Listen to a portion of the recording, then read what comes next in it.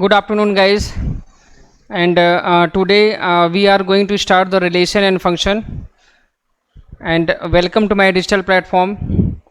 आज पता है कि आज क्लास 12th का syllabus we have already done in the class. हम लोग पहले से पता कर चुके हैं कि हमारा सिलेबस हम लोग पहले से समझ चुके हैं. तो आज हमारा पहला टॉपिक स्टार्ट होगा. ठीक है. तो आज हम लोग जो स्टार्ट करेंगे, बस आप एक चीज़ ध्यान रखिएगा, हमारा जो पहला पार्ट है वो है रिलेशन पार्ट 1. मतलब रिलेशन पे आपके 2 लेक्चर रहेंगे. ठीक. Relation part 1 and relation part 2. उसी तरीके से फंक्शन पार्ट 1 और फंक्शन पार्ट 2. मतलब 4 लेक्चर में हम कोशिश करेंगे कि मैं आपको सारी चीज़ें एक ही प्लेटफॉर्म पे अच्छे तरीके से दूँ. ठीक है. तो चलिए हम लोग आज स्टार्ट करेंगे क्या, रिलेशन एंड फंक्शन का पार्ट 01. तो जैसे कि हम लोग ये देखते हैं कि हमने क्लास 11th में हम लोग पहले से ऑलरेडी डन कर चुके हैं कुछ basic concept of the relation. जैसे क्या, जैसे पहला पार्ट क्या है बेटा, ऑर्डर्ड पेयर. दूसरा क्या है, unordered pair. Cartesian product of 2 sets we have already done in the class 11. ठीक.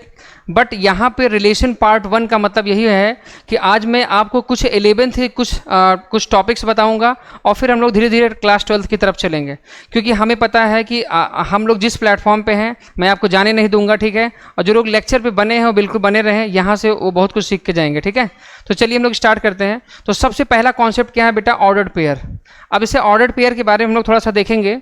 जैसे ऑर्डर्ड पेयर का मतलब क्या होता है कि जैसे हमने कहीं पे लिखा, आप थोड़ा सा मेरी बात समझिए आप ध्यान से. जैसे ऑर्डर्ड पेयर 2 कॉन्सेप्ट हम लोग सीखेंगे आज. सबसे पहले मैं आपको सिखाऊंगा ऑर्डर्ड पेयर जो आपको यूज में है, और अनऑर्डर्ड पेयर क्या होता है, ये सारी बातें एक ही क्लास में. ठीक है. तो चलिए हम लोग थोड़ा सा देखते हैं क्या कि ऑर्डर और अनऑर्डर्ड पेयर. ठीक. चलिए जैसे हमने क्या लिया, हमने कोई एक पॉइंट लिया, समझ लीजिए एक पॉइंट लिया हमने, और हमारा पॉइंट क्या है, ए है, और मैंने ए पॉइंट को मैंने लिखा क्या भाई 2,4 लिखा. ठीक. अब दिमाग में आपकी ये होगा बेटा कि यहाँ पे ये जो ऑर्डर्ड पेयर है ये किस तरीके से है. अब यहाँ पे अगर आप देखेंगे कभी भी आप जब नंबर जब इसको आप दिखाएंगे, जब कोऑर्डिनेट एक्सेस पे जब आप दिखाएंगे तो ऑब्वियस सी बात है ये हमेशा किसको रिप्रेजेंट करेगा सर, एक्स को, और ये हमेशा रिप्रेजेंट करेगा सर ये वाई को.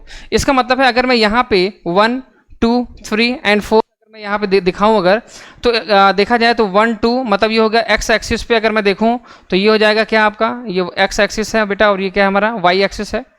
तो अगर मैं लिखूंगा 2,4 तो इसका मतलब ये हुआ कि भाई 1, 2. ठीक है. ये हो गया 2 आपका, फिर 1, 2, 3, 4. तो अगर मैं थोड़ा सा यहाँ से अगर मैं इस पॉइंट को अगर मैं नोट करूँ तो ये हो जाएगा क्या बेटा, ये हो जाएगा 2,4. ठीक.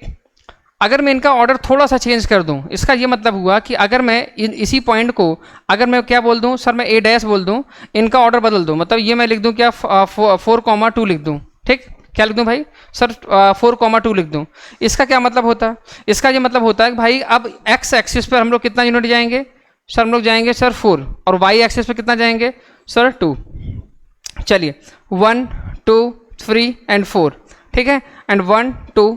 तो यहाँ से अगर मैं यहाँ गया और मैंने देखा कि भाई अगर मैं थोड़ा सा भी अगर मैंने ऑर्डर को चेंज कर दिया, क्या कर दिया भाई सर, मैं थोड़ा सा भी अगर मैं ऑर्डर को चेंज कर देता हूँ तो देखिए यहाँ पे 2,4 हुआ, और यहाँ पे क्या हो गया 4,2. मैंने जस्ट ऑर्डर को अगर मैंने बदल दिया तो इसका ये मतलब होता है कि यहाँ पे एक्स और वाई एक्सिस पे जो डिस्टेंस था वो क्या हो गया, चेंज हो गया. इसका मतलब ये हो गया कि भाई अगर मैं ऑर्डर्ड पेयर में अगर हूँ, ऑर्डर्ड पेयर का मतलब होता है वो एक स्पेसिफिक ऑर्डर में लिखे गए हैं. ठीक है. तो इसका ये मतलब हो गया कि भाई अगर मैं ऑर्डर को चेंज कर देता हूँ तो इसका मतलब उनका लोकेशन बदल जाएगा, उनका पोजीशन बदल जाएगा. जैसे यहाँ पे अगर देखा जाए तो पॉइंट ए का जो पोजीशन है वो क्या है बेटा, वो है 2,4, और पॉइंट बी का पोजीशन क्या है सर 4,2. तो आपने देखा कि ऑर्डर को अगर मैं बदल देता हूँ तो इसका मतलब उनकी पोजीशन, उनका लोकेशन, वो सारी चीज़ें क्या हो जाएगा, चेंज हो जाएगा. ठीक है.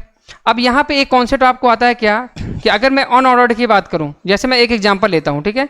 आपको समझाने के लिए, जैसे मैंने बोला क्या, मैंने बोला x² + 5x + 6. ठीक है. और मैंने क्या लिखा, = 0. बात समझिए पहले आप. तो अगर मैं इसको थोड़ा सा अगर मैं सिंप्लीफाई करूं, अगर मैं मिडिल टर्म स्प्लिटिंग का कॉन्सेप्ट लगाऊं, ठीक है, जो आपको आता है ऑलरेडी पहले से, तो 2, 3 जा 6 होता है. अगर मैं यहाँ देखूं तो क्या मैं यहाँ पे 2x + 3x + 6 = 0. तो अगर मैं यहाँ पे पेयरिंग करता हूँ, क्या करता हूँ मैं अगर यहाँ पे बेटा अगर मैं पेयरिंग करता हूँ तो क्या होगा, पेयरिंग करता हूँ तो यहाँ पर अगर मैं x को कॉमन लेता हूँ तो क्या हो जाएगा सर, ये x + 2 हो जाएगा. और अगर मैं यहाँ पे 3 कॉमन लेता हूँ तो यहाँ पे क्या हो जाएगा, 3 2 जा 6 मतलब 2 इक्वल टू हमारा 0 हो जाएगा। फिर अब इन दोनों में क्या कॉमन है सर, इन दोनों में कॉमन है x प्लस 2 और फिर यहाँ क्या है बेटा, यहाँ पे x plus 3 and equal to क्या हो जाएगा सर, 0 हो जाएगा। अब मेरे को अगर x की वैल्यू चाहिए तो भाई x plus 2 equal to 0 and we will get x equal to -2, पहला रिजल्ट। दूसरा रिजल्ट क्या हो जाएगा sir, x plus 3 equal to 0 and x equal to sir -3। ठीक, अब अगर देखा जाए तो यहाँ पे बेटा अगर देखा जाए तो हमने क्या पाया, हमने ये पाया कि हमारा जो x की जो वैल्यू आई है, x की जो वैल्यू आई है वो पहले कितनी आई है सर -2। ठीक, उसके बाद दूसरी वैल्यू हमारी क्या है सर -3 है। अब देखो यहाँ पे जो x की जो वैल्यू आई है, अगर मैं x इक्वल टू -3 को पहले और फिर -2 को अगर मैं बाद में देता हूँ तो कोई भी चेंज नहीं आएगा। इसका मतलब ये होता है कि ये अनऑर्डर्ड पेयर वाले कॉन्सेप्ट हैं। इसका मतलब है यहाँ पे मैं x की वैल्यू चाहे मैं -3 को पहले और -2 को बाद में कंसिडर करूँ, या मैं -2 को पहले या -3 को बाद में कंसिडर करूँ, इसका मतलब है ये कैसे हैं, ये हैं अनऑर्डर्ड पेयर वाले न्यूमेरिकल्स। ठीक, तो मतलब यहाँ पे ऑर्डर का कोई भी चेंज नहीं होगा अगर आप डिजिट को आगे पीछे कर देते हैं तो, लेकिन यहाँ पे चेंज जरूर होगा सॉरी, ऑर्डर्ड पेयर वाले कॉन्सेप्ट में जरूर चेंज हो जाएगा। आपने देखा कि अगर मैं पॉइंट की लोकेशन 2,4 से अगर मैं 4,2 करता हूँ तो मैंने देखा कि मेरी जो पोजीशन है वो क्या हो जा रही है सर, वो चेंज हो जा रही है। इसका मतलब है ऑर्डर मस्ट बी सेम, मतलब कहने का मतलब है order is the important factor. ठीक है, order is the important factor. इसका ये मतलब हुआ कि भाई जो ऑर्डर है सर ये इंपॉर्टेंट होगा ऑर्डर्ड पेयर में। ठीक है, मतलब 2,4, इसका ये मतलब हुआ देयरफॉर कि sir 2,4 does not equal to 4,2। समझ गए आप? उसी तरीके से जैसे हमारी जो भी डेफिनेशन है आप देखे होंगे sir a, b does not equal to b, a। तो देखिए मैंने आपको बताया ऑर्डर पेयर और अनऑर्डर पेयर का कॉन्सेप्ट मैंने आपको सिखा दिया। ठीक है, इसका मतलब हो गया कि जो पॉलिनोमियल में जो भी वैल्यूज आती हैं उन्हें आप आगे पीछे करके लिख सकते हैं, वहाँ पे ऑर्डर का कोई भी उतना विशेष मतलब नहीं होता है, लेकिन ऑर्डर पेयर के कॉन्सेप्ट में बिल्कुल इनका मतलब होता है, क्योंकि अगर आप ऑर्डर को बदल देंगे तो उनकी पोजीशन ऑफ मतलब उनका लोकेशन, उनका पोजीशन पॉइंट्स का क्या हो जाएगा, बदल जाएगा। ठीक, चलिए, तो कहने का मतलब है कि अब मैं सोचता हूँ कि आपको ऑर्डर पेयर का थोड़ा सा कॉन्सेप्ट क्लियर हुआ होगा। आते हैं इक्वलिटी ऑफ ऑर्डर पेयर वाले कॉन्सेप्ट पे। ये क्या होता है?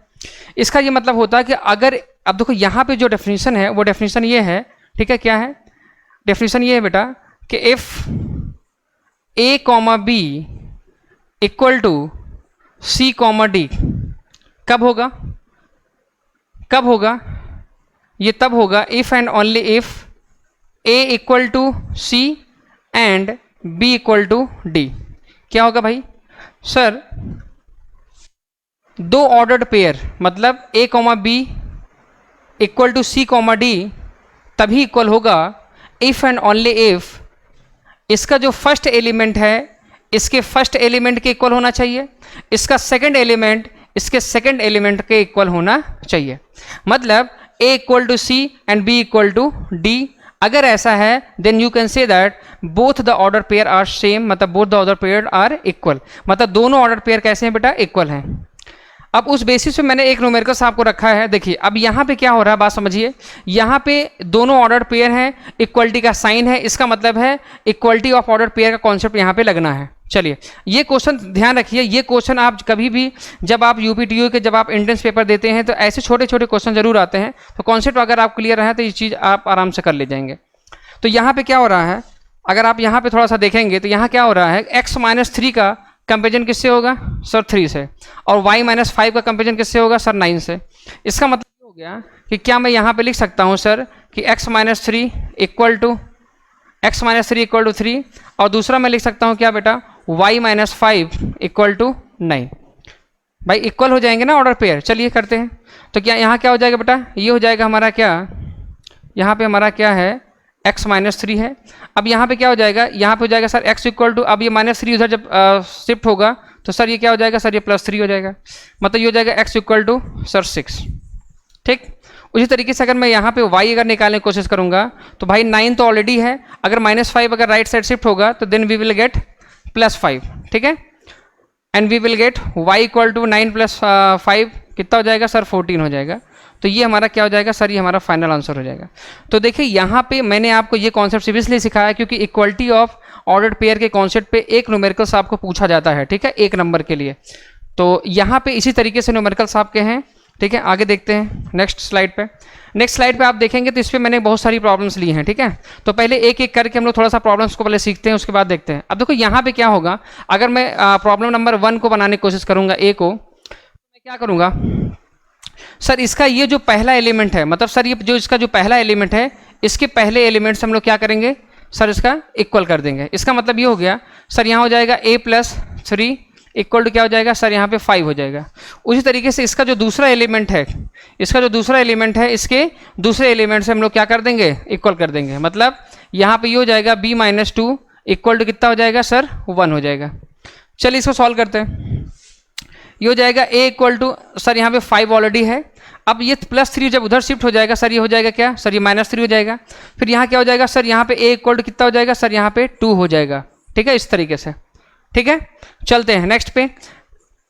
b इक्वल टू क्या हो जाएगा सर, 1 तो ऑलरेडी है हमारे पास, ठीक है। उसका मतलब है कि माइनस 2 जब उधर शिफ्ट हो जाएगा तो ये क्या हो जाएगा सर, ये प्लस 2 हो जाएगा। मीन्स b इक्वल टू कितना हो जाएगा सर, यहाँ पे 3। इसका मतलब है हमारा जो आंसर है वो है a equal to 2 and b equal to 3, ठीक है। तो और इक्वलिटी ऑफ ऑर्डर्ड पेयर मेरे हिसाब से आप एकदम समझ गए हैं, ठीक है। उसी तरीके से हम लोग दूसरे को करेंगे, ये वाला। यहाँ पे क्या हो जाएगा बेटा, ये हो जाएगा a plus B equal to कितना हो जाएगा sir, 4 and the second one is 2b minus 3 equal to minus 5। 2b minus 3 equal to minus 5। अब अगर आप देखेंगे तो मैं इसको नहीं सॉल्व कर सकता, लेकिन मैं इसको तो सॉल्व कर ही सकता हूँ। देख रहे हैं आप कि नहीं? तो इसका मतलब है कि अगर मैं यहाँ पे 2b equal to minus 5 already था यहाँ पे, अगर ये इधर शिफ्ट होता है राइट साइड, यहाँ शिफ्ट होता है, तो इसका मतलब क्या हो जाएगा सर, ये प्लस 3 हो जाएगा, ठीक। एंड 2b इक्वल टू हमारे पास जो रिजल्ट आएगा सर वो हो जाएगा माइनस 2। क्या हो जाएगा सर, वो माइनस 2। इसका मतलब है we will get b equal to minus 2 upon 2 and we will get minus 1। इसका मतलब है कि हमारे पास b की जो वैल्यू है वो क्या है बेटा, वो है माइनस 1 है, ठीक है। तो कहने का ये मतलब है कि ये चीज़ें आपको सॉल्व करनी आनी चाहिए, ठीक है। चलिए अब b अगर हमको निकल गया है तो क्या मैं यहाँ पे इसको नहीं लगा पाऊँगा, लगा सकता हूँ ना मैं इसको। चलिए करते हैं। अगर मैं यहाँ पे, अगर मुझे b इक्वल टू माइनस 1 मिल गया है तो मैं यहाँ पे लिखूँगा a, फिर मैं प्लस, और यहाँ पे क्या है बेटा माइनस 1 है एंड वी विल गेट 4। अब यहाँ पे अगर आप देखोगे तो क्या मैं इस 4 को ऐसे लिखता हूँ, अगर माइनस 1 को उधर मैं शिफ्ट करता हूँ तो सर यहाँ क्या हो जाएगा सर, यहाँ पे प्लस 1 हो जाएगा और यहाँ पे हमारा रिजल्ट आ जाएगा a इक्वल टू 5, ठीक है। देखिए एक छोटे से कॉन्सेप्ट से मैंने आपको सिखाने की कोशिश की है कि ordered pair, equality of ordered pair क्या होता है। आशा करता हूँ कि ये चीज़ें आपको बिल्कुल समझ में आ रही हैं। आप बिल्कुल चैनल पे बने रहिए, ठीक है। अभी बहुत सारी क्लाइमेक्स बचे हुए हैं, ठीक है। चलते हैं। तो find the value of a and b we have done. चलिए नेक्स्ट पे आते हैं। ये है भाई कार्टेशियन प्रोडक्ट। अब आप सोचेंगे सर ऑर्डर्ड पेयर आपने पहले बताया। देखिए अगर आपको कार्टेशियन प्रोडक्ट्स अगर आपको सीखना है, मीन्स a क्रॉस b अगर आपको सीखना है, हम लोग नॉर्मली बोलते हैं a क्रॉस b, बट इसको बोला जाता है a Cartesian product of b पढ़ा जाता है इसको, ठीक है। यहाँ पे क्या होता है, यहाँ पे ऑर्डर्ड पेयर का पूरा कॉन्सेप्ट है। जैसे यहाँ पे क्या होगा कि a कार्टेशियन प्रोडक्ट b, इसका मतलब ये होता है क्या कि एक सेट हमारा क्या होता है बेटा, हम लोग दो नॉन एम्प्टी सेट लेते हैं। पहले इस कॉन्सेप्ट का एक थोड़ा सा बेसिक टर्म्स थोड़ा समझ लेते हैं क्या है। जैसे क्या होता है कि जो एक सेट हमारे पास, एक सेट ए रहेगा, दूसरा सेट हमारे पास क्या रहेगा बेटा, बी रहेगा।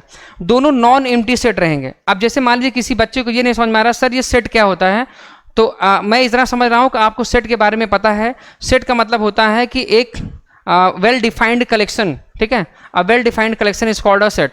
तो इसको आप 11th में थोड़ा सा अगर आप जाके सीखेंगे तो आपको आराम समझ में आएगा। लेकिन आप यहाँ पे यही समझिए कि एक सेट ए है, एक सेट बी है, दोनों सेट नॉन एम्प्टी हैं। नॉन एम्प्टी का मतलब हो गया कि उसमें at least one element in that set, मतलब पहले और दूसरे सेट दोनों सेट में कम से कम एक एक एलिमेंट ऑलरेडी हैं, ठीक है।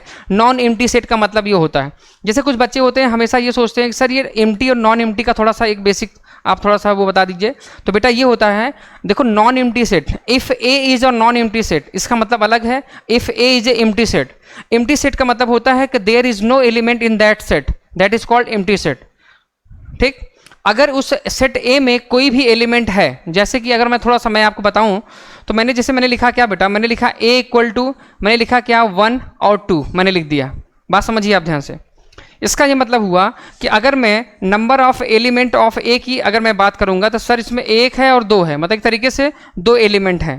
तो इसका मतलब है यहाँ पे आप ये बोल सकते हो कि सर ये नॉन एम्प्टी सेट है। क्या है? Non empty set. क्योंकि जैसे बहुत सारे बच्चे हमेशा पूछते हैं, इसलिए मैं पहले से बता देता हूँ, ये क्या बेटा नॉन एम्प्टी सेट है।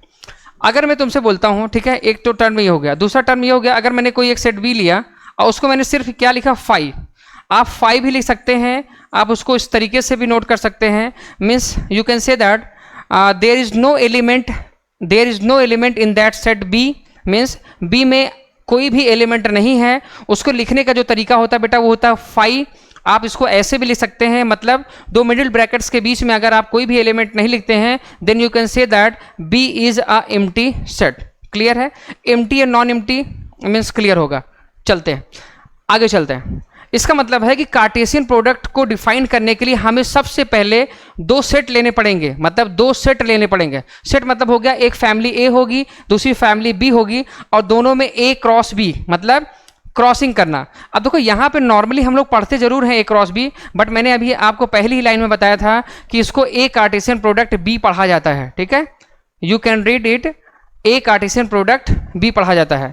कहने का मतलब है बेटा कि ए क्रॉस बी मतलब ए कार्टेशियन प्रोडक्ट बी आप तभी फाइंड आउट कर सकते हो कब, जब A and B are non empty set, मतलब सेट ए और सेट बी कम से कम एक एक एलिमेंट उसमें होने चाहिए। चलिए ठीक है, थोड़ा सा इनके डेफिनेशन तरफ चलते हैं। ये कहते हैं कि let A and B are the 2 non empty set, the Cartesian product of A and B is the set denoted by A Cartesian product B. मतलब कहने का मतलब है, इसको लिखने का जो तरीका होता है वो होता है सर ए क्रॉस बी। क्या होता है सर? ये ए क्रॉस बी, मतलब पढ़ते हम लोग ए क्रॉस बी है, क्योंकि अब थोड़ा सा सिंप्लीफाई करने के लिए बात। और इसका उल्टा भी हो सकता है, सर ये बी क्रॉस ए भी पढ़ा जाता है, मतलब इसको आप ऐसे ही पढ़ सकते हो, sir A Cartesian product of B, ऐसे पढ़ सकते हो आप पढ़ सकते हो B Cartesian product of A, आप ऐसे भी पढ़ सकते हो। ठीक, चलो इसका ये मतलब होता है कि भाई A Cartesian product B find out करने के लिए सेट ए और सेट बी को दोनों को नॉन एम्प्टी होना पड़ेगा। चलिए भाई नॉन एम्प्टी हो गए। अब नॉन एम्प्टी होने के साथ साथ क्या होना चाहिए? Consisting of all ordered pair, इसलिए आपको ऑर्डर्ड पेयर सिखाया गया। कहने का मेरा मतलब ये है कि जो मेंबर होते हैं, मतलब ए कार्टेशियन प्रोडक्ट ऑफ बी के जो मेंबर होते हैं बेटा, वो एक ऑर्डर्ड पेयर होते हैं। वो क्या होते हैं? वो एक ऑर्डर्ड पेयर होते हैं। इसलिए मैंने सबसे पहले आपको ऑर्डर्ड पेयर के बारे में समझाया। ठीक है, चलिए अब इनका जो डेफिनेशन है, इनका डेफिनेशन क्या है समझते हैं। इन्होंने ये बताया कि sir A Cartesian product of B equal to क्या होता है? ऑर्डर्ड पेयर ए बी, मतलब ordered pair A comma B where A belongs to set A and B belongs to set B. अब जैसे मान लीजिए किसी बच्चे को इस साइन का मतलब नहीं आ रहा, तो आप थोड़ा सा समझ लीजिए। इसका मतलब होता है बिलोंग। क्या होता है? Belong to. ठीक है, बिलोंग टू मतलब बी बिलोंग्स टू का मतलब होता है कि जो एलिमेंट बी है वो सेट बी से क्या कर रहा है सर? बिलोंग कर रहा है। जो एलिमेंट बी है स्मॉल लेटर से जो भी लिखे जाते हैं, सेट थ्योरी में आपने पहले से ऑलरेडी डन किया हुआ है कि सर स्मॉल लेटर से जो भी लिखे जाते हैं this is the element of that set, मतलब B belongs to set B and A belongs to set A। अब देखो यहाँ पे कुछ नोटेशंस लिखे गए नोट में। इन्होंने ये बताया है कि अगर मान लीजिए इफ़ A इज अ 5, अब मैंने क्या बताया कि 5 का मतलब सिर्फ इतना ही होता है कि ये क्या है सर? ये है एम्प्टी सेट। क्या है सर? ये है एम्प्टी सेट। इसे एम्प्टी सेट कहते हैं। क्या कहते हैं सर? इसे एम्प्टी सेट कहते हैं। मतलब there is no element of set A, मतलब कोई भी एलिमेंट नहीं है सेट A के अंदर। उसी तरीके से अगर देखा जाए तो अगर B इक्वल टू क्या है 5 है, means there is no element of set B। अगर ऐसा है मतलब सेट A और सेट B दोनों में कोई भी एलिमेंट नहीं है, इसका मतलब है A Cartesian product of B equal to क्या हो जाएगा सर? 5 हो जाएगा। बिकॉज क्योंकि सेट A में भी कोई एलिमेंट नहीं है और सेट B में भी कोई एलिमेंट नहीं है, इसलिए। अब जो भी चीज़ें मैंने आपको सिखाई हैं, अब थोड़ा सा इसको मैं आपको एक एग्जाम्पल से मैं आपको सिखाता हूँ इसको। ठीक है, चलिए। तो यहाँ पे मैंने आपको सिखा दिया भाई ए कार्टेशियन प्रोडक्ट बी क्या होता है। तो अब थोड़ा सा मैं एक छोटा सा एग्जाम्पल लेके मैं आपको ये चीज़ें थोड़ा सा क्लियर करता हूँ। जैसे मान लीजिए मैंने एग्जाम्पल लिया,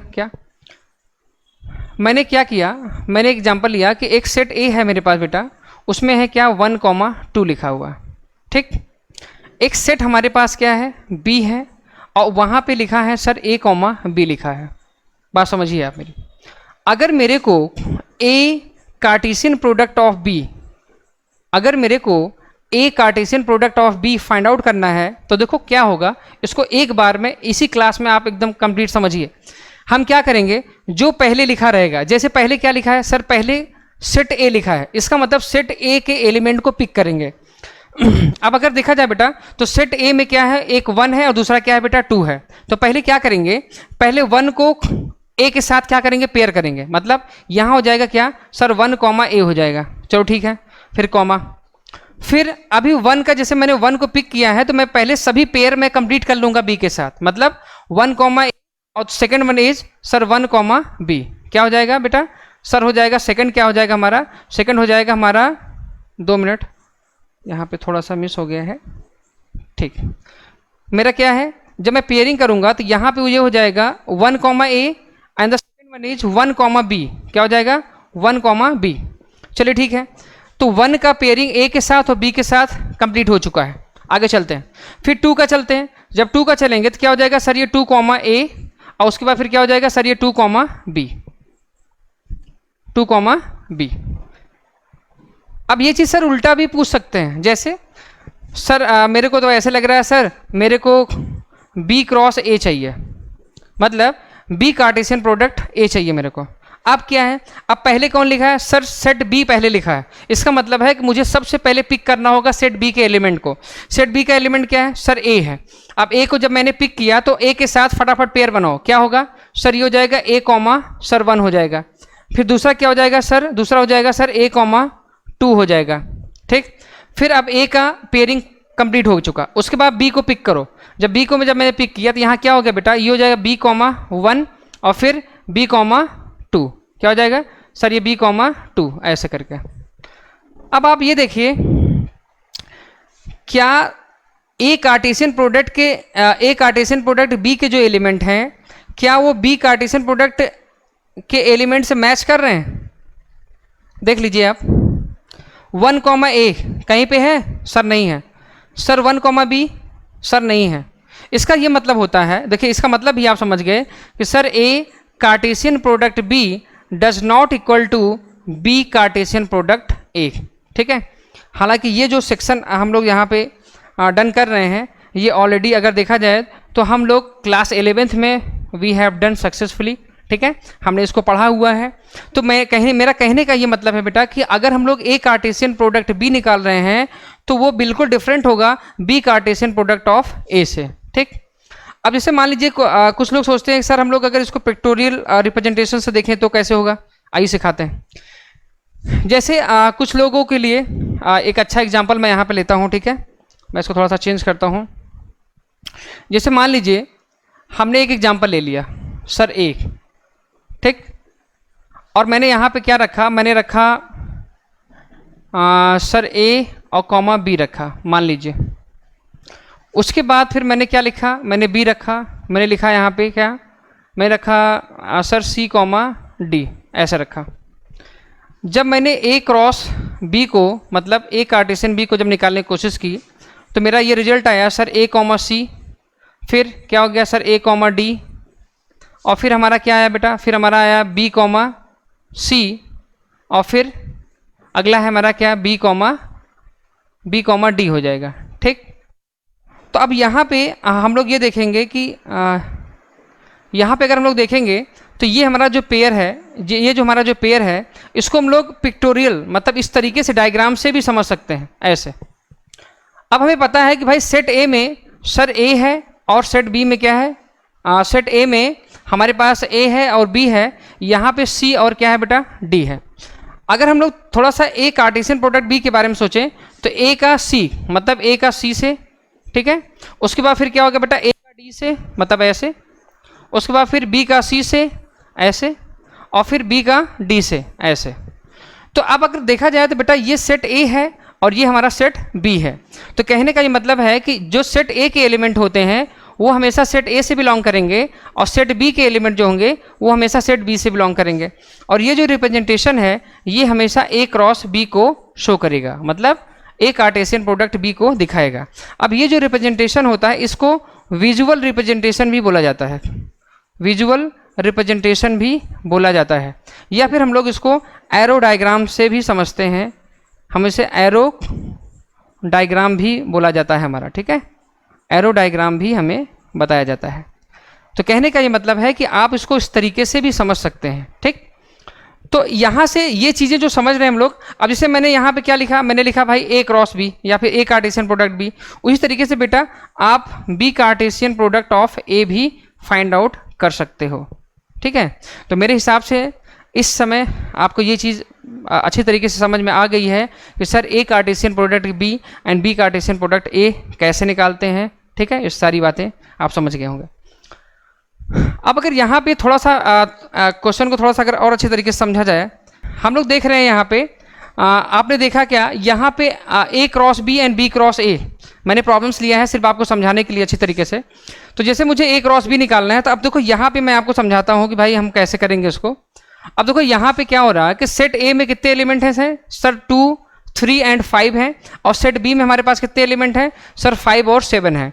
तो अगर देखा जाए तो मैं एक एक पैरा आपको समझाता हूँ। जैसे मुझे मान लीजिए मुझे ए क्रॉस बी निकालना है, ठीक है, मतलब ए कार्टेशियन प्रोडक्ट बी निकालना है। तो इसका मतलब हो गया, ऑब्वियस सी बात है सर, सेट ए पहले लिखा है, चलो बना दो भाई।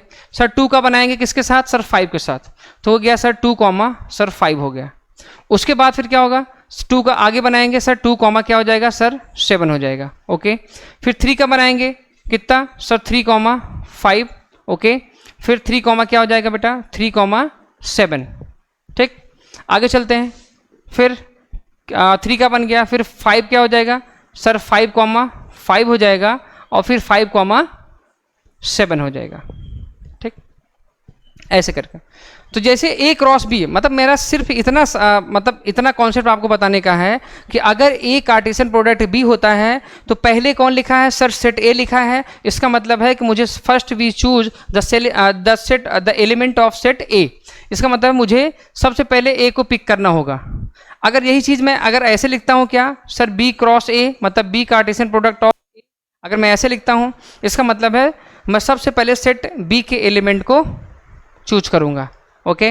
अगर मुझे मान लीजिए ये बनाना है तो क्या होगा सर, मुझे बनेगा सर ये बी मतलब 5 कॉमा सर 2 बनेगा, फिर आगे देखिए सर 5 कॉमा 3 बनेगा, फिर क्या बनेगा सर 5 कॉमा सर 5 बनेगा, फिर 7 कॉमा 2 बनेगा, और फिर 7 कॉमा 3 बनेगा, ओके। फिर 7 कॉमा 5 बनेगा, 7 कॉमा 5 बनेगा, ऐसे देख रहे हैं आप। अब मेरे हिसाब से आप बाकी चीज़ें लगा लेंगे, ठीक है, ये आपके लिए है। ए क्रॉस ए कैसे निकालेंगे, बी क्रॉस बी कैसे निकालेंगे, ये सब आप करेंगे, ठीक है। तो ये चीज़ें बिल्कुल समझ में आ रही हैं, ओके। आगे चलते हैं। अगला है हमारा टॉपिक क्या बेटा, ऑर्डर ट्रिपलेट। क्या है ऑर्डर ट्रिपलेट, हमारा नेक्स्ट टॉपिक है हमारा। तो देखिए जैसे हम लोग ऑर्डर पेयर समझ रहे थे वैसे हम लोग ऑर्डर ट्रिपलेट भी समझेंगे। जैसे यहाँ पे क्या हो रहा, समझिए बात ध्यान से।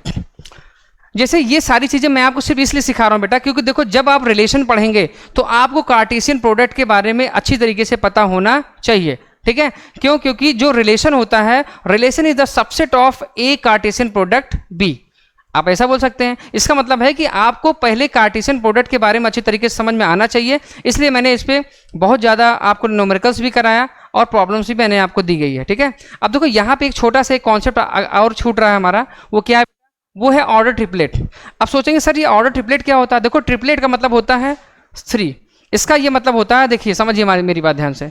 यहाँ पे क्या हो रहा है, यहाँ पे लिखा हुआ है कि 3 नंबर से A comma B comma C, देखिए A comma B comma C listed in a specific order. इसका मतलब जैसे वहाँ पे ऑर्डर था, जब 2 नंबर ले रहे थे तो भाई पेयर बना रहे थे, तो वहाँ पे भी ऑर्डर इंपॉर्टेंट था, यहाँ पे भी ऑर्डर इंपॉर्टेंट होगा। इसका मतलब है कि A comma B comma C listed in a specific order, ठीक है। उसके बाद फिर क्या हो रहा है, उसके बाद हो रहा है क्या बेटा कि इनक्लोज्ड इन अ पैरेंथेसिस। अच्छा, वेरी गुड। उसके बाद फिर क्या कह रहा है कि for any non empty set A, यहाँ पे बताया जा रहा है कि A B C where A B C is belongs to, ये बिलोंग्स टू का साइन होता है। बिलोंग्स टू का मतलब यही होता है बेटा कि जो ए बी और सी की जो वैल्यू है वो सेट ए से बिलोंग करेगी। अब कहें सर बिल्कुल समझ में ही नहीं आया, कोई बात नहीं, जब समझ में ना आया तो क्या करेंगे सर, उस पर एग्जाम्पल बनाएंगे सर उस पर न्यूमेरिकल्स लेंगे। चलिए आइए न्यूमेरिकल्स लेते हैं। यहाँ पे क्या हो रहा है देखिए, समझिए मेरी बात ध्यान से। यहाँ पे है क्या एग्जाम्पल में दिया गया है कि एक सेट ए है जिसका एलिमेंट कितना है बेटा 1, 2 है, और मुझे ट्रिपलेट इसका बनाना है। चलो भाई बना लेते हैं।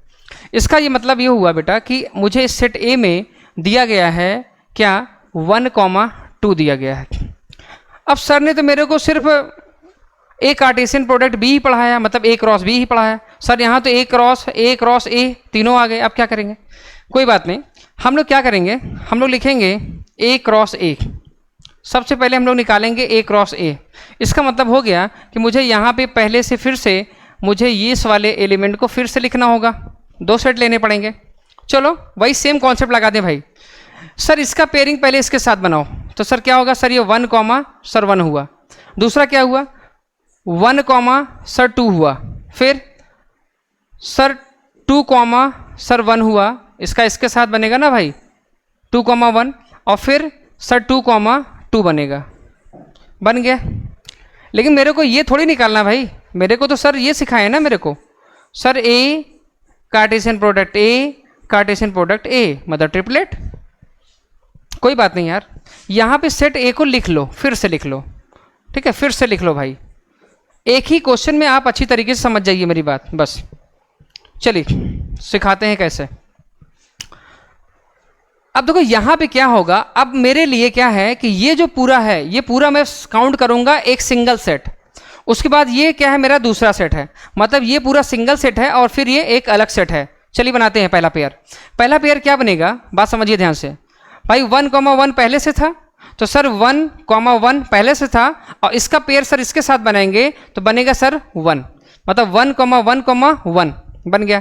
फिर अभी ये 2 बचा हुआ है सर, क्योंकि अगर इसका पहला एलिमेंट पिक करेंगे तो सेट बी के सभी एलिमेंट से पहले उसका पेयरिंग बना देंगे, फिर आगे चलते हैं। तो इसका मतलब ये हो गया कि सर 1, 1 ये पहले आ गया, फिर कॉमा, फिर सर 1, 1 और फिर किसके साथ, सर 2 के साथ बनेगा। ओके आगे चलो। फिर क्या हुआ, फिर मैंने क्या किया, दूसरा पिक किया। दूसरा क्या है सर 1, 2 फिर सर 1 आ गया, फिर सर 1, 2 और फिर सर 2 आ गया। ठीक है, दूसरे का भी खेल खत्म। तीसरा एलिमेंट उठाओ, क्या है सर 2, 1 2, 1 तो पहले था और 1 के साथ पेयर करेंगे, फिर 2, 1 और फिर इसके साथ सर 2 के साथ चलेंगे। इसका भी काम खत्म। आइए लास्ट वाले से, 2, 2 है ना, सर 2, 2 ये तो पहले से था, अब इसके साथ पेयर बना, सर यहाँ कितना आ गया, सर 1 आ गया। फिर आगे चलिए, सर 2, 2 और फिर सर ये 2, ऐसे करके। तो कहने का मतलब है पहले आप मेरी बात समझिए अच्छी तरीके से, सुनिए मेरी बात ध्यान से। सबसे पहले देखेंगे क्या निकालना है, ट्रिपलेट निकालना है। तो सबसे पहले सर ने जो सिखाया, सर ने क्या सिखाया, बेसिक 2 का पहले भाई कार्टेशियन प्रोडक्ट निकाल दो। तो मैंने पहले ए क्रॉस ए का निकाल लिया। फिर मैं क्या करूँगा, फिर मुझे एक ए तो मुझे और चाहिए ना, तो मैं क्या करूँगा, उसके एलिमेंट को भी लिख लूँगा। फिर क्या करूँगा, सुनो, इसका पहला ब्रैकेट पिक किया और उसके साथ इस 1 के साथ चला गया तो ये बन गया। फिर ये ब्रैकेट पिक किया और इस 2 के साथ चला गया तो दूसरा बन गया। फिर ये इसका दूसरा एलिमेंट मैंने पिक किया, फिर इसके साथ पेयरिंग किया, मतलब 1, 2 1 1 2 1 और फिर 1 2 2। फिर इसका तीसरा एलिमेंट मैंने पिक किया तो 2 1 1 और फिर 2 1 2। ठीक है, तो कहने का मतलब है एक बार जो एलिमेंट आप पिक करोगे उसको पहले दोनों के साथ कंप्लीट कर लोगे, फिर अगला एलिमेंट आप पिक करोगे। तो ये है क्या बेटा, ये है ऑर्डर ट्रिपलेट। ठीक है, तो चीज़ें आपको बेटर तरीके से मैंने पूरी कोशिश की है इस लेक्चर में आपको अच्छी तरीके से समझाने की। हाँ, अगर आप चैनल पे अभी तक बने हैं तो प्लीज़ लाइक और सब्सक्राइब करना बिल्कुल ना भूलिए। ठीक है, तो मिलते हैं हम लोग नेक्स्ट टॉपिक में, क्योंकि आपको पता है कार्टेशियन प्रोडक्ट का अगर मुझे कॉन्सेप्ट एकदम क्लियर है तो रिलेशन बहुत बेटर तरीके से मैं आपको समझा के रखूँगा। ठीक है, थैंक यू।